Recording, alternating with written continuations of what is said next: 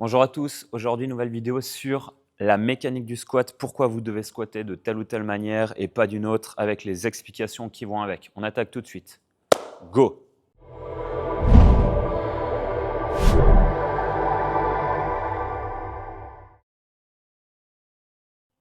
Ok, donc nous allons voir les 4 points sur lesquels vous devez être particulièrement vigilant lorsque vous faites du squat. Premier point, nous allons parler de l'écart de vos pieds. Vous devez avoir un écart de pied plus large que votre bassin, car votre bassin va devoir passer entre vos talons lorsque vous allez descendre dans votre squat. Donc, si votre bassin fait une certaine largeur, il sera important d'avoir les talons légèrement plus écartés pour le laisser passer entre deux afin d'avoir un meilleur recrutement musculaire de tous nos muscles avant et arrière de nos jambes.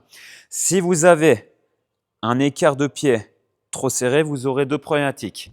Si vous êtes relativement raide des chevilles, vous allez avoir le fessier qui va complètement partir vers l'arrière et donc mettre un niveau de tension énorme sur vos lombaires. Si vous êtes relativement souple au niveau de vos chevilles, deuxième problématique, je pars beaucoup trop en avant, je mets un énorme niveau de tension sur mes genoux et donc rotule, tendon rotulien, tout risque de s'enflammer sur du long terme. Donc pensez à toujours garder les pieds un poil plus large que le bassin. Vous partez avec un pied écart épaule, vous serez tranquille.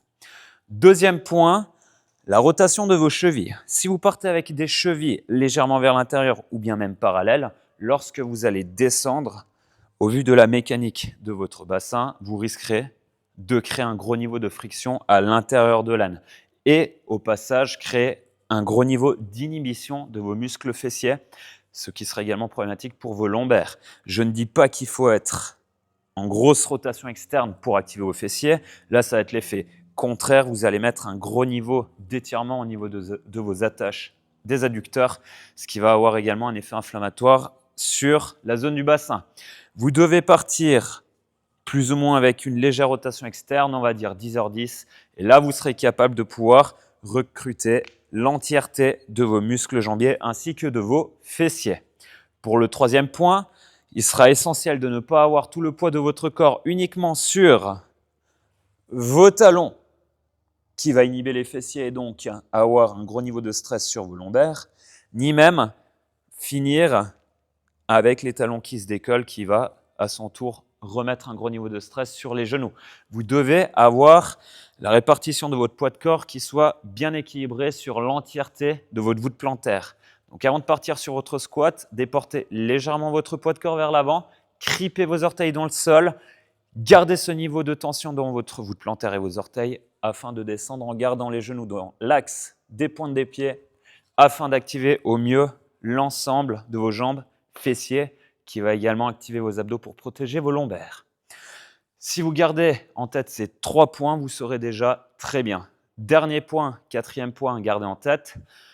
Quand vous voulez faire un squat en gardant une parfaite fixation au niveau de vos abdos pour gainer vos lombaires, vous devez absolument fixer le haut du dos pour descendre dans votre squat sans vous déformer. Sinon, haut du dos relâché, je descends, je relâche l'entièreté de ma colonne et j'augmente le niveau de tension sur mes lombaires. Donc un exercice qui fonctionne très bien pour régler ce problème, c'est le goblet squat. Kettlebell ou autre poids que vous allez déporter légèrement vers l'avant va automatiquement activer le niveau de tension dans vos abdos. Le deuxième point à garder en tête sur ce quatrième défaut, poitrine ouverte pour fixer le haut du dos qui va directement complètement gainer le fond de votre colonne. D'une fois que c'est fait, je garde tous les autres points en tête. Je descends gentiment en contrôle.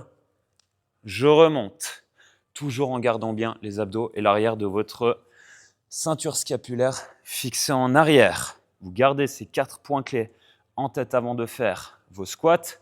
Goblet squat en activation ou même en renfort en fin de séance pour mieux intégrer ce schéma moteur, pour le retransférer sur du back squat, du front squat, de l'overhead squat qui sera applicable sur du squat clean ou du squat snatch pour vous rendre beaucoup plus fort et l'exécuter de façon sécuritaire. Voilà, merci de votre attention. On se retrouve bientôt pour une nouvelle vidéo. Bye bye.